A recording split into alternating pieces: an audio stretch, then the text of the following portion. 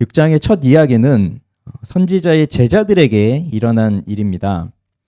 선지자의 제자들이라 번역된 말은 선지자들의 아들들이라는 말로 되어 있는데, 이 사람들은 선지자의 수련생들을 말하는 것입니다.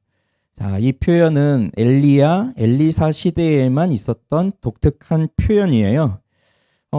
선지자의 아들들이라고 하고 있으니까 선지자와 그 제자들이 아버지와 자녀, 아버지와 아들의 관계처럼 아주 친밀한 관계였다는 것을 보여주고 있습니다. 영적으로 어두운 시대예요. 엘리야 시대, 엘리사 시대는. 그 영적으로 어두울 때에 아버지와 같은 선지자, 그리고 그의 제자들, 그렇게 해서 이 제자들이 그냥 선지자를 따라다니는 것만이 아니라 선지자와 함께 하나님의 말씀을 배우며 함께 사역을 하는 그러한 동역자들, 그 관계입니다. 자, 그런데 선지자와 그 선지자의 아들들, 제자들이 있는 이곳에 문제가 생깁니다. 갈등이 생깁니다. 무슨 문제, 무슨 갈등이 생기는지를 보시죠. 자, 1절에 보니까 어떤 문제냐면, 우리가 당신과 함께 거주하는 이곳이 우리에게는 좁습니다. 자, 이러한 문제가 생겼습니다. 지금 선지자의 제자들과 엘리사가 함께 있는 것 같아요. 그리고 거주하는 곳이라고 했습니다. 그런데 여기는 단순히 먹고 자고 이런 곳만이 아니라 여기서 엘리사를 통하여서 하나님의 말씀을 배우고 또 하나님을 예배하고 이런 장소인 것 같아요. 그런데 우리에게 좁아졌습니다. 이겁니다. 만약에 공간, 장소가 그대로인데 좁아졌다고 하는 말은 사람들이 많아졌다는 뜻이겠죠. 선지자의 제자들이 좀 늘어난 것 같습니다. 우리 이 열왕기에 앞서서 보았을 때 엘리야가 승천하기 전에, 그 요단으로 건너가서 승천하기 전에 길갈, 베델, 여리고 뭐 이런 곳으로 이동하면서 그 선지자의 제자들을 만나면서 이동해 왔잖아요. 바로 그 길갈이나 베델이나 여리고나 이런 곳에 이 선지자의 학교들이 있었는데, 오늘 여기 이 지역은 아마도 여리고인 것 같아요. 요단하고 좀 가까이 있는. 그런데 선지자들의 수가 많아져서 함께 거하고 있는 이 거주지가, 이 거처가 좁아졌다 하는 말은 어떻게 보면 굉장히 좋은 말 아닙니까? 수가 늘어났다는 것이니까. 그런데 이것이 또 한편으로 보면 그 어두운 시대의 모습을 보여주고 있는 겁니다. 바알, 이 당시는 이제 아합 왕 이후의 시대로서 이스라엘의 대부분의 사람들이 여호와 하나님을 섬기기보다는 바알을 섬기면서 살고 있던 시대였어요. 그래서 사회적으로, 종교적으로 더 대우를 받는 사람들은 여호와를 섬기는 선지자들이 아니라 바알을 섬기는 선지자들이었습니다. 그러면 여호와를 섬기는 선지자들은 소수이고 그들은 생활이 너무 어려웠어요. 그럼에도 하나님께서는 모든 사람들, 그러니까 여호와를 찾는 이들이 한 명도 없이 다 사라지게 하신 것이 아니라 하나님을 찾는 이들을 남겨두셨습니다. 그래서 엘리야 때도 엘리야가 혼자 남았다고 낙심하고 있을 때 하나님은 바알에게 무릎 꿇지 않은 7,000명을 남겨두셨다고 또 하고 있잖아요. 그렇듯이 지금 이 엘리사 시대에도 하나님을 섬기는 자들이 남아 있는 겁니다. 그런데 이렇게 쭉 살고 있을 때 모두가 다 바알을 섬기는 사람들이니 여호와를 찾는 사람들은 누구에게로 가겠어요? 당연히 엘리사가 있는 곳으로 가겠죠. 그러니 하나님을 믿는 사람들이 여기저기 다 흩어져 있다기보다는 이 선지자의 학교, 엘리사가 있는 곳, 여기로 좀 집중되어 있으니 다른 곳에는 별로 없고 여기만 좀 많은, 그러니 이것이 선지자들이 많아지고 있구나 이런 면에서는 고무적이지만 또 영적인 현실로 보았을 때에는 믿는 자들이 점점 줄고 있구나 이런 걸 보여주고 있는 시대상이에요. 근데 이것이 이 당시만 그런 게 아니라 지금도 매우 비슷한 상황이거든요. 한때 우리나라도 주의 종들이 되겠다고 하신 분들이 굉장히 많이 있었습니다. 그런데 지금은 점점 줄어서 이제는 아마 거의 대부분의 신학교들이 이제는 미달이에요. 예전에는 뭐 신학교 한번 들어가려면 4대1, 5대1 이렇게 경쟁을 하고 재수, 삼수, 사수씩 하면서 신대원에 들어가고 했는데 지금은 이제 거의 미달입니다. 그만큼 하나님의 나라를 위해서 섬기겠다고 하는 사람들이 줄어들고 있고, 왜냐하면 이게 너무 쉽지 않은 길이라고 생각하고 또 자기들이 더 하고 싶은 일들을 하게 되니까 그런 거죠. 뭐 어찌 되었든 그럼에도 하나님은 하나님을 섬기는 사람들을 남겨두셨다, 이겁니다. 여기 있는 우리도 하나님이 남겨두셨잖아요. 그래서 여기 모였습니다. 하나님을 예배하기 위해서. 자, 그런데 이제 계속 볼게요, 말씀을. 이제 이 사람들이 그래서 2절에 보면 우리가 요단으로 가서 거기서 각각 한 제목을 가져다가 그곳에 우리가 거주할 처소를 세우사이다. 지금 여기가 좁으니까 요단으로 이사를 가서 거기다가 한 거처를 이제 새로 짓자 이런 겁니다. 여기 요단은 정확히 어디를 말하는지는 모르겠습니다. 요단강 근처인 것 같은데, 뭐 요단강이 길게 쭉 이어져 있는데 그게 어디인지는 잘 모르겠지만, 그런데 왜 여기로 이들이 이동을 할까요? 왜 여기로 집을 새로 지으려고 할까요? 거처를 새로 만들려고 할까요? 뭐 여러 가지 이유를 있겠지만 그래도 좀 합당한 이유는 이거 같습니다. 아까 말씀드렸듯이 베델이나 길갈이나 여리고나 이런 곳에 선지자들의 학교가 있었는데 요단에 없는 거죠. 근데 요단이 어떤 곳이었죠? 이 열왕기하를 우리가 읽어오면서 오늘 10번째 시간인데 이 요단에서 무슨 일들이 있었죠?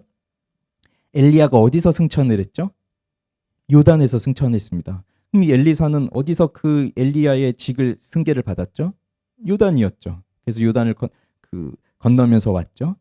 그리고 지난주에 보았던 나아만은 어디서 나음을 얻었죠? 요단이었죠. 이런 곳이 요단이었는데 바로 여기에 선지자의 학교가 없으니 선지자의 학교를 새로 세우자, 이런 마음이 있었던 것 같아요. 그래서 또 다른 개척을 하는 거죠. 그래서 엘리사가 어떻게 합니까? 가라라고 얘기를 합니다. 그런데 그중 한 사람이 청하였어요. 선생님도 같이 가시는 게 좋겠습니다.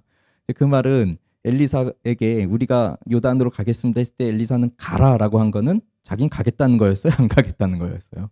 안 가겠다는 거였죠. 그렇지만 누군가가 말했습니다. 선생님도 같이 가시죠.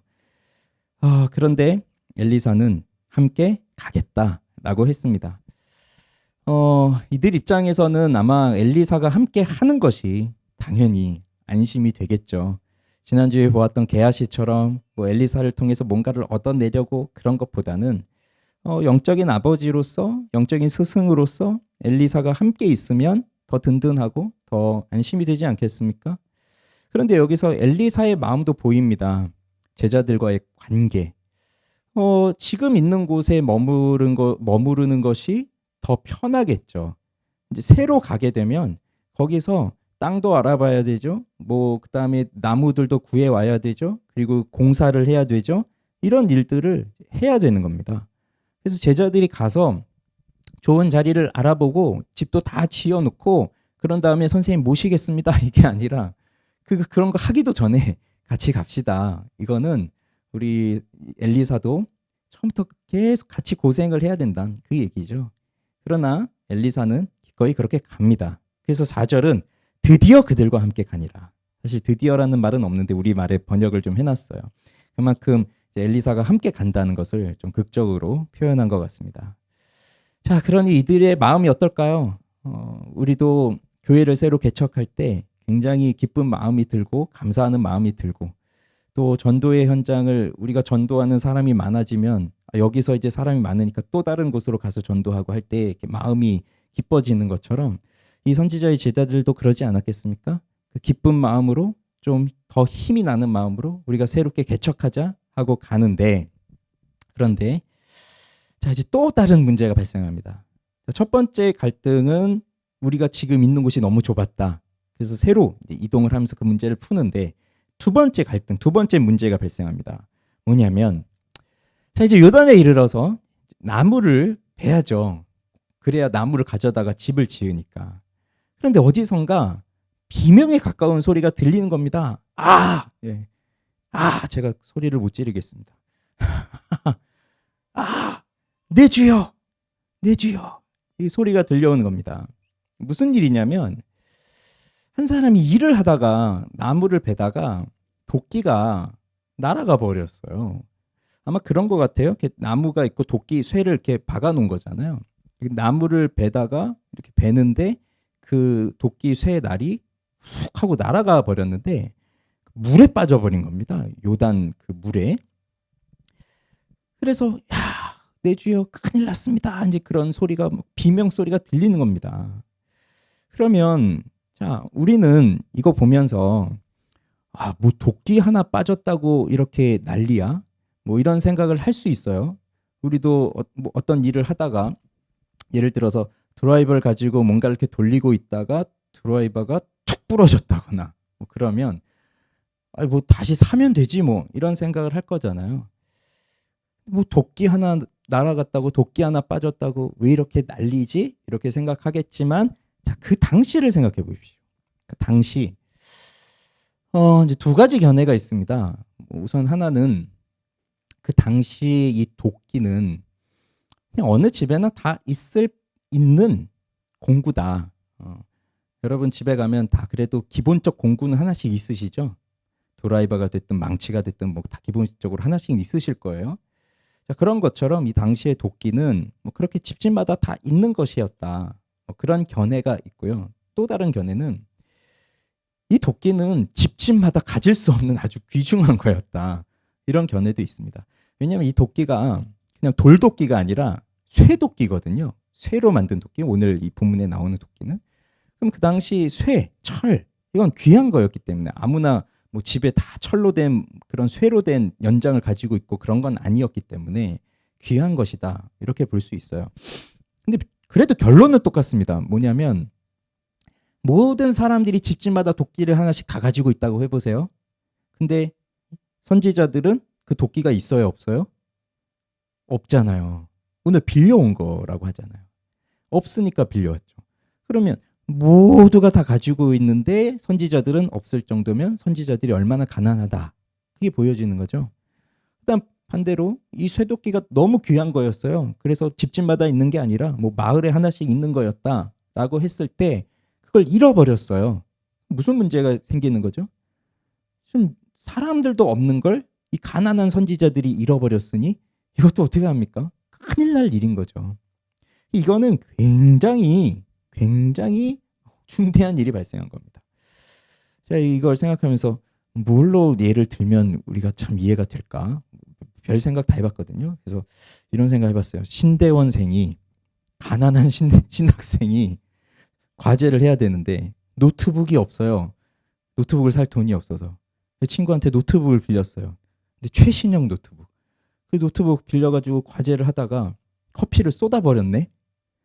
그래서 이거 어떡하지 하다가 탁 일어나서 닦으려고 하다가 노트북을 땅에 탁 떨어뜨려가지고 다 깨져버린 거예요. 어떡하지? 뭐 여기밖에 생각이 안 나더라고요.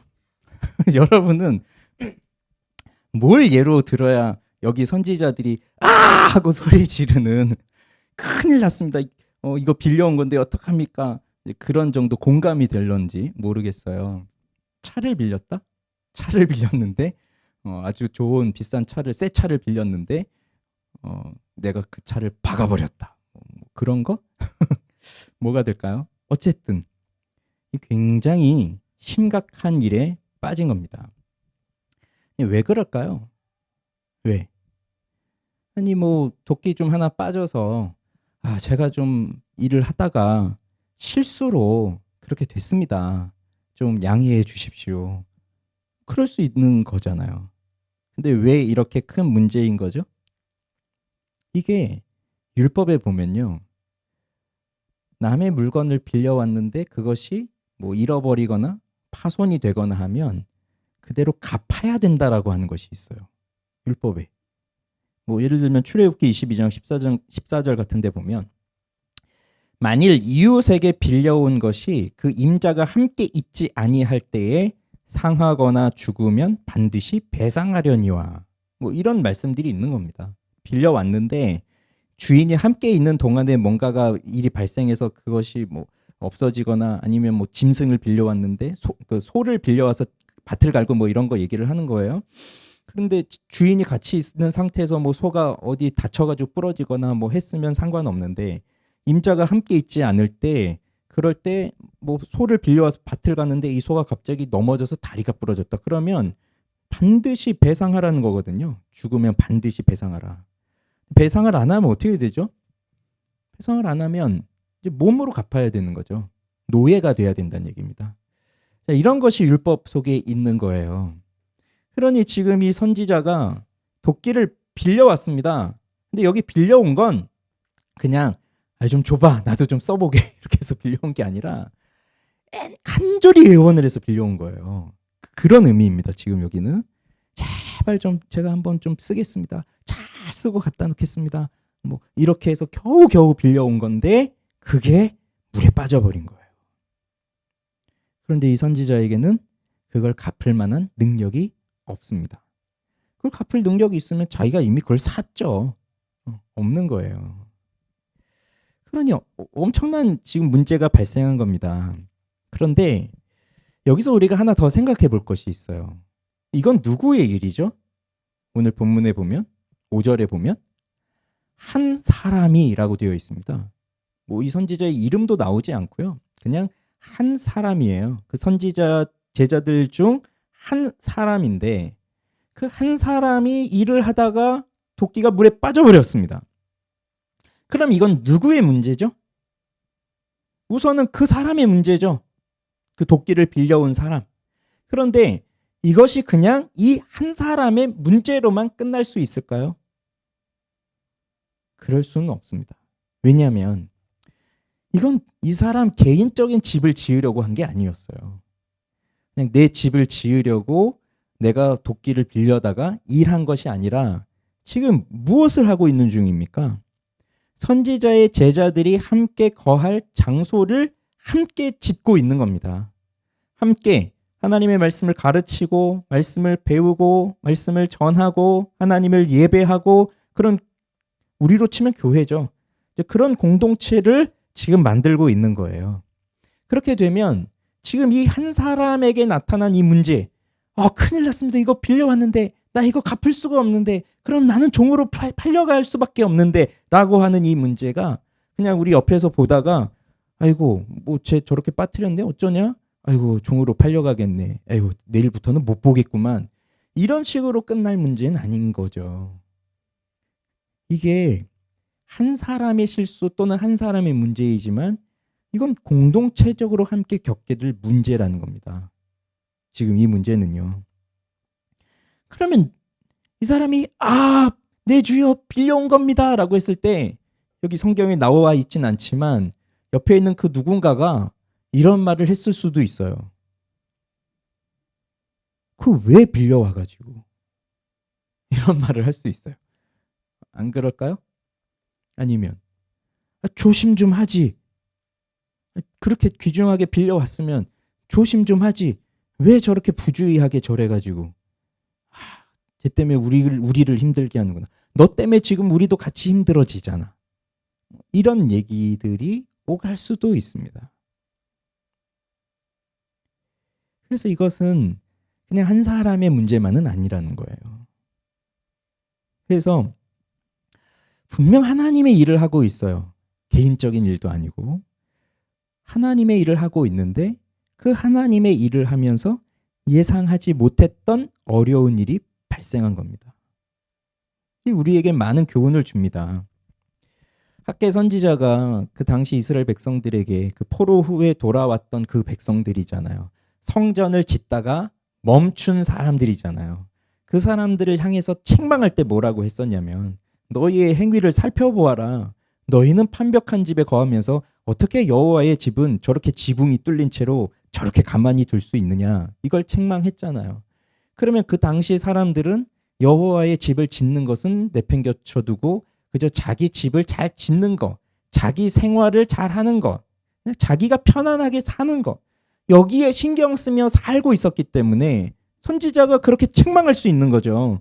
너 하나님의 집은 이렇게 뻥 뚫리게 해놓고 니네 집만 그렇게 멋지게 잘 지어놓으면 다냐? 정신 차려라. 이렇게 하는 거잖아요. 그러나 여기 지금 이 선지자들은 자기 집을 짓고 있던 것도 아닙니다.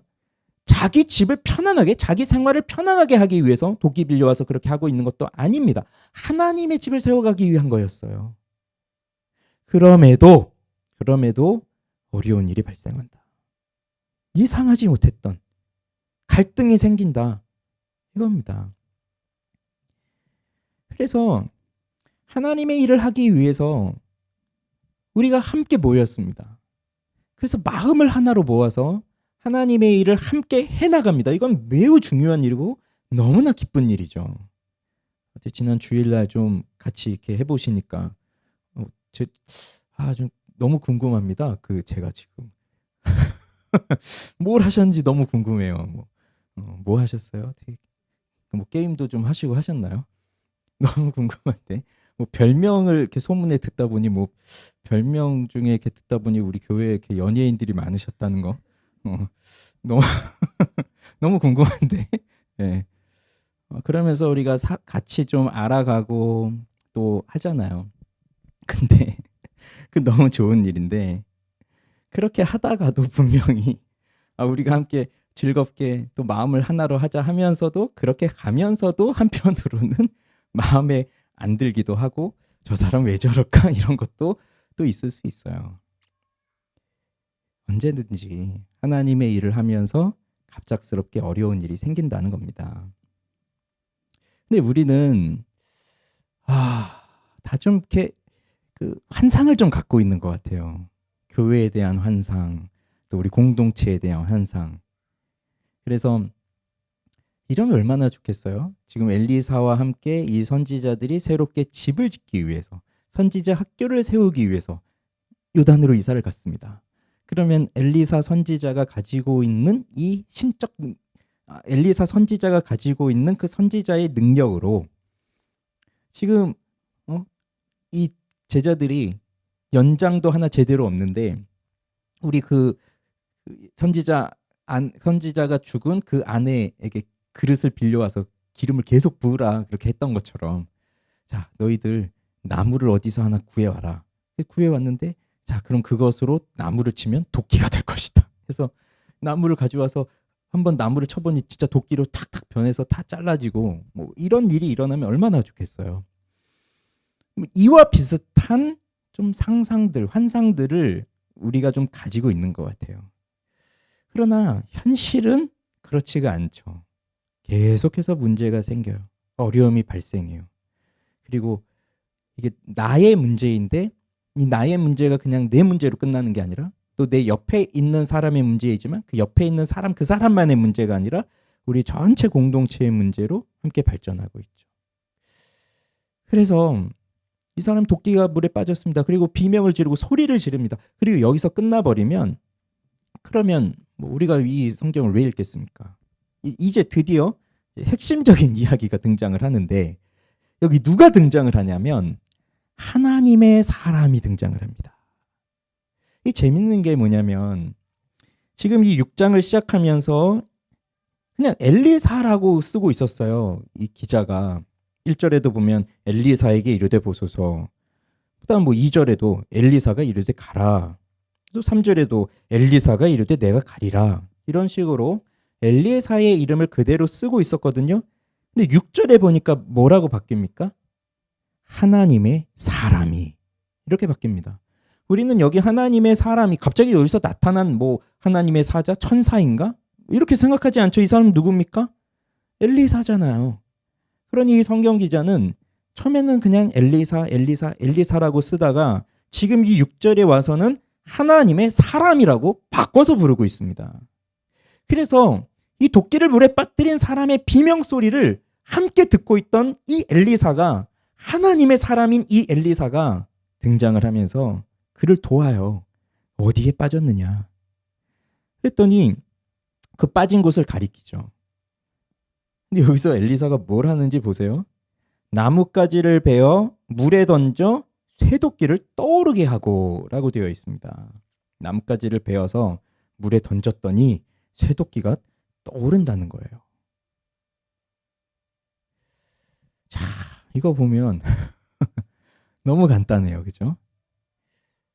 그래서 여러 사람들이 이제 다양한 의견들을 내놓습니다. 이제 학자들도.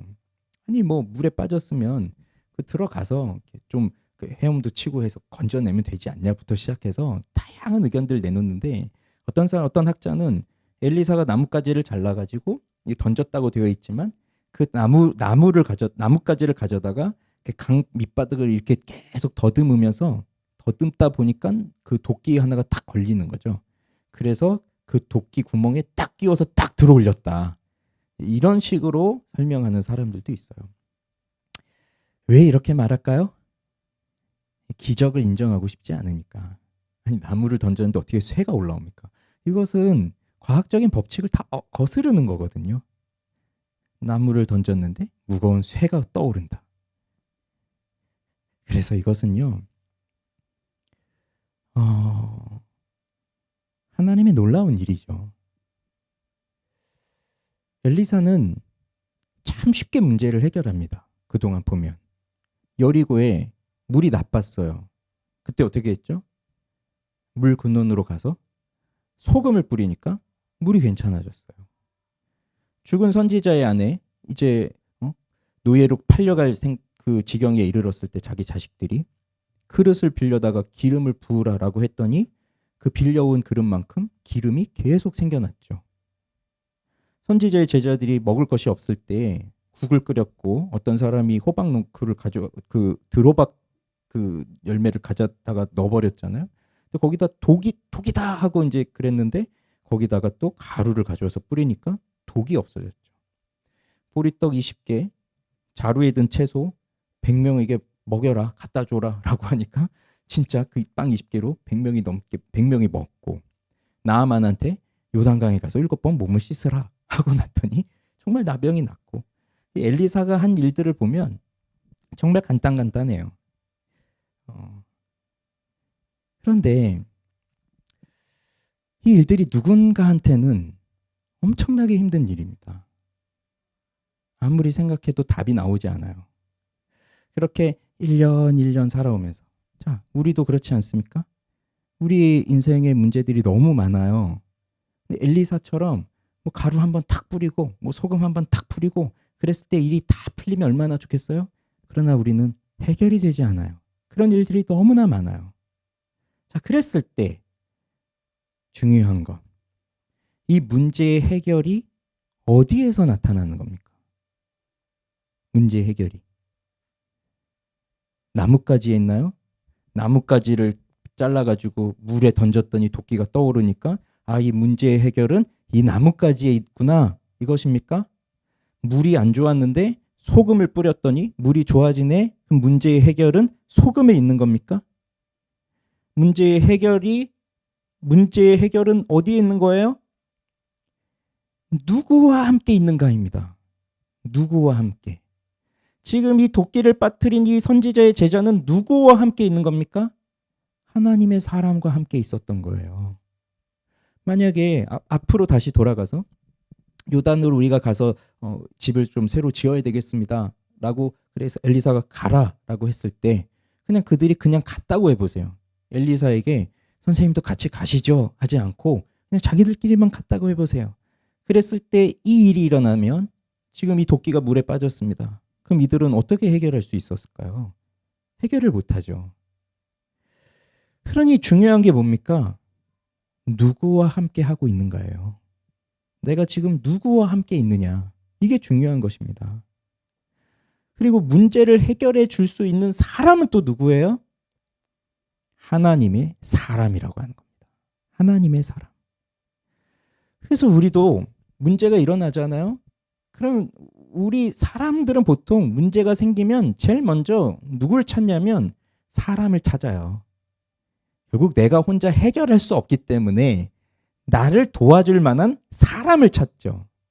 그래서 사람을 찾고 사람하고 이야기를 하고 그가 가지고 있는 지혜를 빌리고 때로는 그가 가지고 있는 돈을 빌리고 이렇게 하면서 문제를 해결하려고 하지만 결국 세상의 사람들, 세상의 물질 이거 가지고는 해결해 보려고 해도 결국 똑같은 자리로 돌아와요. 해결이 안 되는 거죠. 그러나 하나님의 말씀을 알고 있는 사람, 하나님의 뜻을 알고 있는 사람, 그런 사람 우리는 뭐라고 합니까? 지혜롭다고 해요.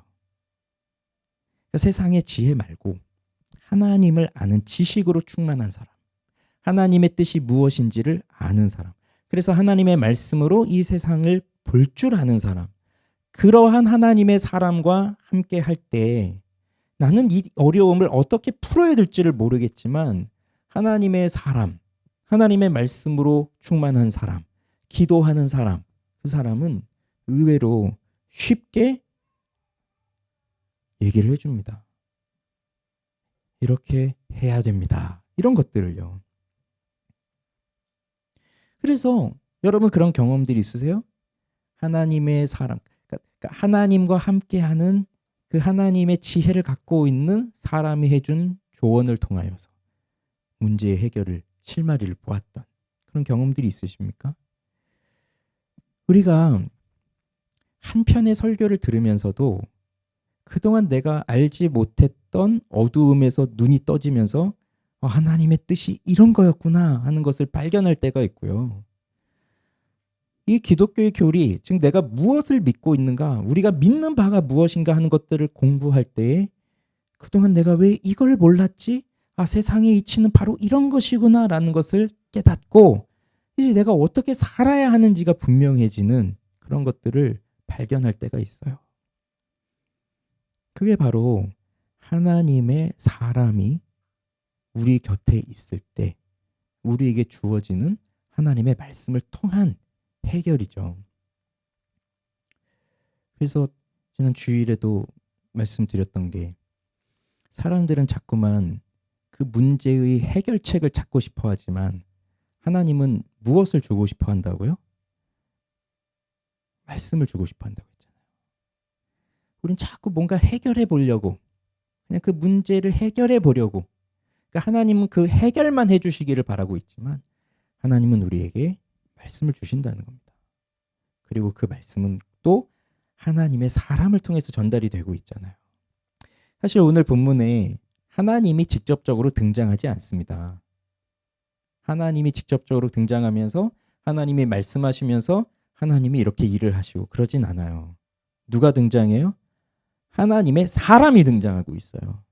그래서 우리는 하나님의 사람을 통해서 하나님의 일하심을 보게 되는 겁니다. 그래서 중요한 것이 하나님의 말씀이 선포되는 공동체가 너무 중요한 거예요. 여기 함께 일하다가 문제가 발생했습니다. 도끼가 빠졌습니다. 큰일 났습니다. 했을 때 하나님의 말씀을 전해주는 하나님의 사람이 그 공동체에 없다면 이들은 다 발만 동동 구르면서 어떡하나 그러다가 이 사람은 종으로 팔려가고 그렇게 되고 말았을 거예요. 우리에게 필요한 건 하나님의 말씀을 전하는 공동체가 필요한 겁니다. 여기서 우리는 하나님의 말씀을 배우고 여기서 그 말씀을 통해 기적을 이루시는 하나님의 능력을 보는 거예요. 그리고 그럼 우리 한 사람 한 사람들이 무엇이 되어야 되겠어요? 우리 한 사람 한 사람들이 하나님의 말씀을 전하는 하나님의 사람들이 되어야죠. 그저 하나님의 사람이 필요해. 저분의 도움을 받아야 돼. 도움만 받는 사람 수준에 머무르는 것이 아니라 이제 우리 한 사람 한 사람들이 내가 또 다른 이들을 도울 수 있는 하나님의 사람, 하나님의 말씀을 전해주는 하나님의 사람이 되어야 되는 거죠. 그렇지만 정말 궁극적으로 필요한 건 또 사람이 중요한 게 아니라 그 사람을 보내시고 그를 통해 일하시는 하나님이 계시는 것이 가장 중요한 일입니다. 그래서 오늘 7절은 너는 그것을 집으라. 그랬더니 그 사람이 손을 내밀어서 그것을 집었어요. 그러면서 이야기가 끝이 납니다. 그런데 우리는 충분히 짐작할 수 있어요. 그 다음 이야기를. 이 사람이 도끼를 물에 빠뜨려서 큰 빚을 지고 결국 이 빚을 갚지를 못해서 노예로 팔려갈 위기에 처했지만 이렇게 떠오른 도끼를 통해서 다시 주인에게 이 집 선지자들의 거처도 잘 짓고 그다음에 이 도끼를 주인에게 잘 전달해서 아무 문제 없이 해결이 되는구나. 이걸 충분히 짐작해 볼 수 있습니다. 자, 그러면 이제 두 가지 정도만 적용하면서 맞춰볼게요. 사실 우리가 이 6장 첫 부분에 있는 이 이야기를 보면 이 이야기가 왜 6장 앞에 기록이 되어 있을까? 이게 좀 의문이 돼요. 차라리 문맥으로 보자면 4장에 있는 게 더 어울려요. 4장에 그 선지자 죽은 아내 그 이야기도 나오고 그다음에 수냄 여인 이야기도 나오고 여러 가지 이야기들이 나왔잖아요. 기적들이 개인적으로 나타난. 그럼 이것과 함께 자연스럽게 이 선지자 제자들과 관련된 것들이 있었잖아요. 그 국을 끓이고 독이 생겼고 그다음에 보리떡 이야기도 있었고 그러면서 이 이야기가 나오면 아주 자연스럽게 선지자의 제자들 이야기가 흘러갈 것인데 5장과 그 6장 그 뒷부분 8절부터 나오는 그 이야기 사이에 이게 들어가 있습니다. 그 앞에 있던 내용은 뭐였죠? 5장의 내용이 나아만 아람 장군 나아만이 나병에서 고침을 받는 것이었고 그다음에 8절부터 나오는 이야기는 아람 군대가 이스라엘을 공격하려고 하는데 하나님의 사람이 이 아람 군대가 어디로 공격할지를 다 알고 이스라엘 왕한테 거기 가서 방비하십시오. 거기 가서 지키고 있으십시오 해가지고 아람 왕이 간 곳마다 다 져요. 그런 이야기가 뒤이어 나오는 거거든요. 그러면 앞에 나아만의 이야기도 그렇고 뒤에 나오는 이 아람과의 전쟁도 마찬가지고 다 커다란 일들이 기록되어 있어요. 커다란 일들. 아람 장군과 이스라엘. 이 아람 장군을 고치지 못하면 전쟁이 일어날 수도 있는 정말 그 나라의 운명이 걸려 있는 그런 일이고 누구도 고칠 수 없는 나병을 고쳤다는 것도 굉장한 일이고 그다음에 뒤에 아람의 전쟁이 계속해서 일어나고 있는 이 상황 나라가 아주 어려움에 처할 수도 있는 큰 역사적인 상황 가운데 있는데 이 6장 1절에서 7절은 이거는 우리도 흔히 경험할 수 있는 일이잖아요. 우리도 뭐 제가 그냥 우스개 이야기처럼 이걸 좀 빌려볼까 이것 좀 빌려볼까 했지만 사실 우리도요 일상 속에서 다 경험했던 일들입니다. 내가 누구의 것을 빌렸는데 그것이 내 실수로 깨졌거나 고장났거나 파손됐거나 잃어버렸거나 그런 적을 지금까지 살면서 한 번도 난 그런 일이 없었다. 있으실까요? 아니 다 있으실 거예요. 또 반대의 경우도 있습니다. 내 것을 빌려줬는데 돌아와 보니 뭐가 깨져 있어. 고장나 있어. 근데 빌려간 사람은 아무 말도 안 하고 그냥 능청스럽게 탁 주고 사라져 버렸어. 어떤 건 여러분 한 20년 전에 빌려줬는데 아직도 못 받은 거 있으실 수도 있어요. 그러니 이 일은요. 도끼를 잃어버리고 이런 일은 우리가 일상 속에서 겪을 수 있는 충분한 일들이라는 겁니다. 즉 아주 사소한 일상의 일이라는 거예요. 하나님의 집을 짓고 뭐 도끼를 빌려오고 했지만 매우 우리의 일상 속에서 일어나는 일이다. 근데 그것이 어떻게 해결이 돼요? 하나님의 함께 하심으로 해결이 되잖아요. 이게 뭘 말해주는 걸까요? 무엇을 말해주는 걸까요? 하나님은 무슨 나라의 운명이 걸린 커다란 일들 아니면 죽을 병에 걸린 사람이 고침을 받는 뭐 이런 위대한 일들 그런 일들만 하시는 것이 아니라 아주 사소한 정말 이름도 모를 역사 속에서 정말 기억도 되지 않을 우리와 같은 한 사람 한 사람들이 각각의 인생을 살아가고 있을 때 우리의 인생에서 겪는 수많은 문제들을 하나님은 다 보고 계시며 그 인생의 문제들을 하나하나 해결해 가고 계시다 하는 것을 보여주고 있는 겁니다. 그래서 여기 들어가 있는 거예요. 그러니 나만이 나병을 고침을 받은 것이나 정말 일상 속에서 어떤 물건을 하나 빌려왔는데 그것을 잃어버려서 겪게 되는 이 문제나 하나님은 우리를 다 고치시고 우리를 보호하시고 문제를 해결해 주시고 그러신다는 겁니다. 그러니 한나가 성전에 가서 간절히 기도하잖아요. 그 엘리 대제사장이 너는 왜 이렇게 낮부터 술에 취해서 성전에 와서 술 취한 여자가 저러고 있냐 할 정도로 간절히 기도했잖아요. 근데 그 기도의 내용이 뭐였나요? 아들 하나 주세요. 아들 하나. 아들을 주시면 뭐 이 아들이 이스라엘의 역사를 바꾸고 뭐 사사가 되고 위대한 지도자가 되고 그런 것이 아니라 그냥 내가 아들이 없어서 저 분인나한테 지금 멸시를 당하고 있으니 나도 좀 아들 하나 주셔서 나도 좀 편하게 살게 해주십시오. 정말 지극히 개인적인 기도 제목이었거든요. 근데 그 기도를 통해서 하나님은 사무엘이 태어나게 하시고 사무엘은 이스라엘 역사를 바꿔가시죠. 이런 문제입니다. 우리는 몰라요. 우리는 무슨 위대한 그런 게 아니라 아주 일상에서 이루어진 일들을 기도합니다. 오늘 무엇을 기도하셨나요? 매우 개인적이고 매우 사소한 일일 수 있어요. 그러나 하나님은 또 그것을 통해서 하나님의 역사를 이루어 가시는 겁니다. 그래서 이것이 바로 하나님의 일이에요. 바알 선지자 중 누가 이걸 할 수 있을까요? 그리고 바알을 믿는 사람들이 과연 이러한 것을 기대나 할 수 있겠습니까? 아, 내가 물건을 잃어버렸는데 하나님이 정말 자비로우신 하나님이 나의 이런 사소한 문제까지도 해결해 주실 수 있는 이러한 능력. 그것을 하나님이 아닌 다른 신들을 섬기는 사람들이 기대나 할 수 있을까요? 그들에겐 이런 것이 없어요. 그냥 뭔가 커다란 일만을 바라볼 뿐이죠. 그래서 모든 기적 중에 가장 위대한 기적은요, 다 사소한 것에서부터 시작이 됩니다.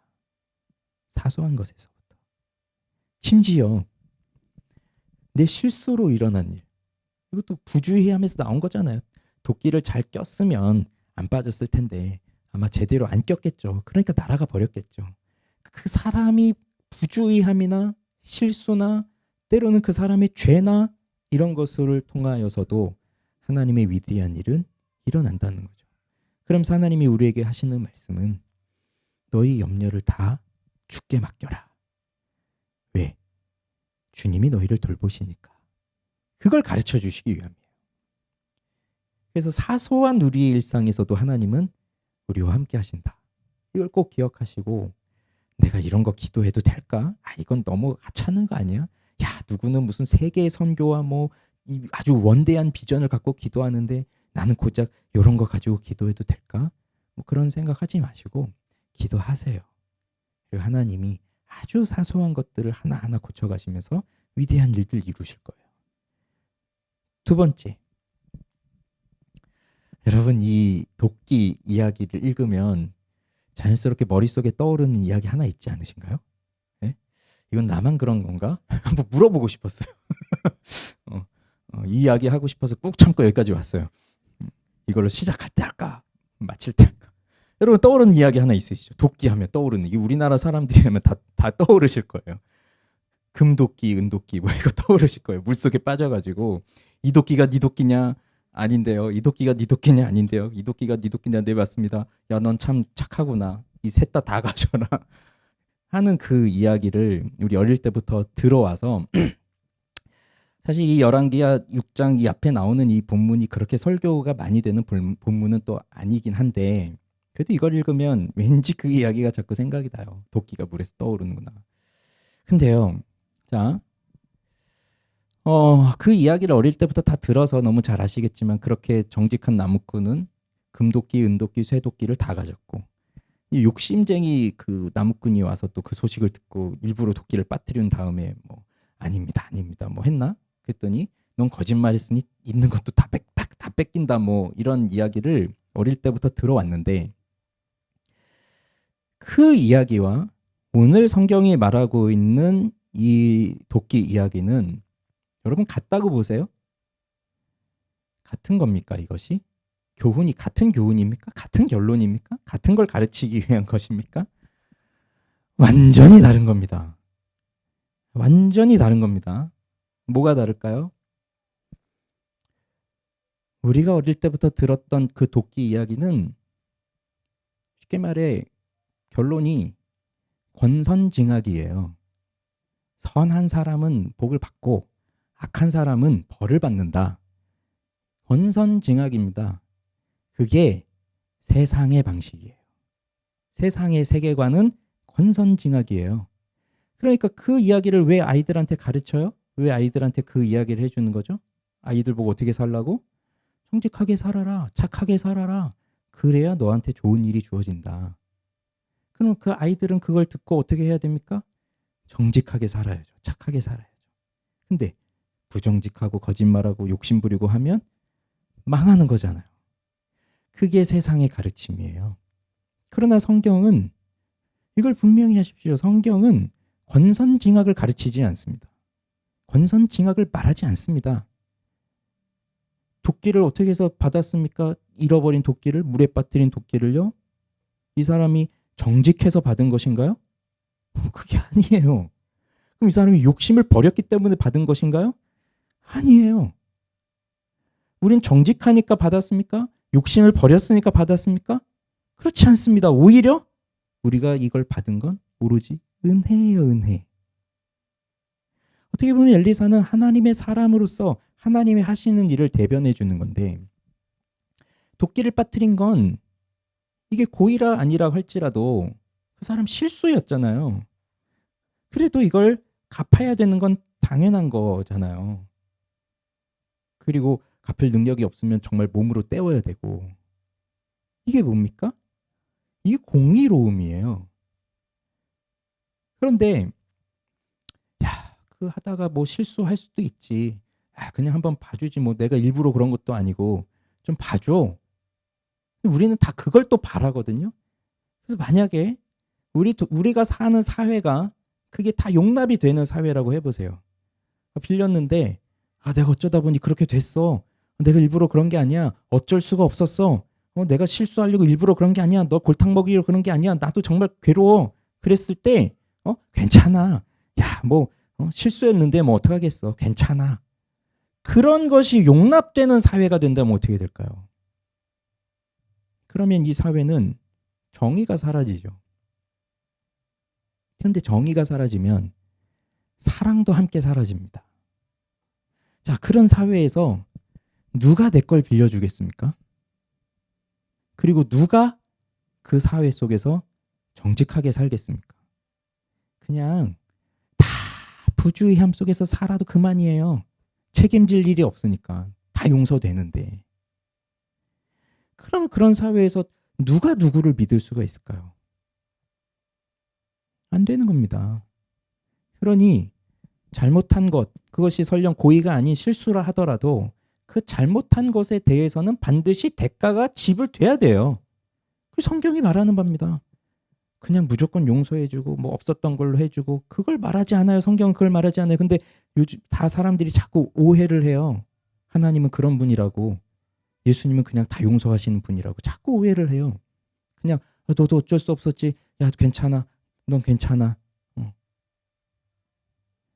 그래서 제가 종종 이야기하지만 이 세상 속에서 권선징악이 말해주는 걸 어릴 때부터 듣고 살아온 우리 모든 사람들은요, 기본적으로 무슨 생각을 가지고 있냐면, 제가 옛날에 우리 그 유치부 애들한테 다 해봤어요. 어떻게 해야 구원을 받지 하면 애들이 다 뭐라고 하냐면 착한 일을 해야 됩니다라고 얘기를 해요. 우리 교회 애들이 어떻게 해야 구원을 받지 하면 애들이 착한 일을 해야 돼요. 그래요. 그럼 제가 인상 좀 쓰고 그러죠. 아니야. 예수님을 믿어야 돼. 다시 어떻게 하면 구원을 받아? 얘들이 예수님을 믿어야 돼요 또 해요. 다음 주에 또 물어봐요. 어떻게 해야 구원을 받지? 애들이 뭐라 그래요? 착한 일 해야 돼요. 그걸 제가 유치부 사역하는 3년 내내 했는데 안 바뀝니다. 그 3살, 4살 때부터 들어왔던 그 동화 이야기 듣고 그게 평생 가는 거예요. 그게 바뀐 게 회심이거든요. 착한 일 해서 구원받는 게 아니구나. 내가 정직하다고 해서 구원받는 게 아니구나. 난 예수를 믿어야 되는구나. 예수를 믿는 건 왜 믿는 거예요? 내가 죄인이라는 걸 깨달았기 때문에. 내가 아무리 착한 일을 해봐야, 내가 아무리 정직한 일을 해봐야 나는 될 수 없는 사람이구나. 그럼 내가 잘못한 거, 내가 실수한 걸 누가 갚아주셔야 돼요? 내가 갚아야 되는 거 아닙니까? 근데 난 갚을 능력이 없어요. 그건 변함이 없는 사실이죠. 내가 갚을 능력이 없어요. 그럼 난 죽어야죠. 그런데 내가 갚아야 할 것을 대신 갚으시는 분이 등장하십니다. 그분이 예수 그리스도세요. 그러니 오늘 여기서는 하나님의 사람이 등장하여서 이 사람이 행한 실수를 그 하나님의 사람이 등장하여 해결해 주지만, 자, 우리가 저지른 실수, 우리가 저지른 죄, 우리가 행하였던 모든 악한 일들, 심지어 착해야 산다, 정직해야 우린 성공할 수 있다라고 생각하면서 무수히 노력을 해왔던 그 착한 일들까지도 그것으로 아무것도 될 수 없으니 이 문제를, 내가 갚아야 할 빚을 대신 갚아주셔야 될 분이 등장하셨는데 그분이 바로 예수 그리스도시다는 겁니다. 그러니 그냥 착하게 살아라, 정직하게 살며 하나님이 복을 주셔서 이 모든 걸 다 주신다. 성경은 이걸 말하지 않습니다. 성경이 말하는 건 너는 죄인이다, 우리는 죄인이다, 우리는 하나님 앞에 죄를 범하였다. 어떻게 하든 이걸 우리는 갚아야 되지만 우린 갚을 능력이 없다. 평생 뭘 해도 갚을 수 없다. 그렇지만 예수님이 대신 갚으셨다. 십자가에서 죽음으로. 성경은 이걸 말하는 겁니다. 그래서 우리에게 진짜 문제를 해결해 주실 수 있는 분은 바로 예수 그리스도예요. 예수 그리스도. 엘리사는 하나님의 사람으로서 하나님을 대변하지만 예수 그리스도는 그분이 곧 하나님이십니다. 그러니 이 공동체에 하나님의 사람이 있음으로 인하여서 또 이렇게 문제가 해결되는데, 하나님이신 그분을 직접 만나고 하나님이신 그분과 함께 한다면 무슨 문제가 있겠어요? 그렇기에 오늘도 우리는 이 하나님의 일하심을 기억해야 합니다. 우리가 하고자 하는 일이 아무리 선한 일이고 또 하나님의 나라를 위한 일이라 하더라도 갑작스럽게 어려움은 생기기 마련이에요. 그리고 그것은 개인적인 어려움일 수도 있고, 그런데 개인적인 어려움은 그냥 개인적인 어려움으로 끝나는 것이 아니라 공동체적인 어려움으로 이어질 수밖에 없습니다. 우린 유기적으로 연결되어 있기 때문에, 한 몸이기 때문에.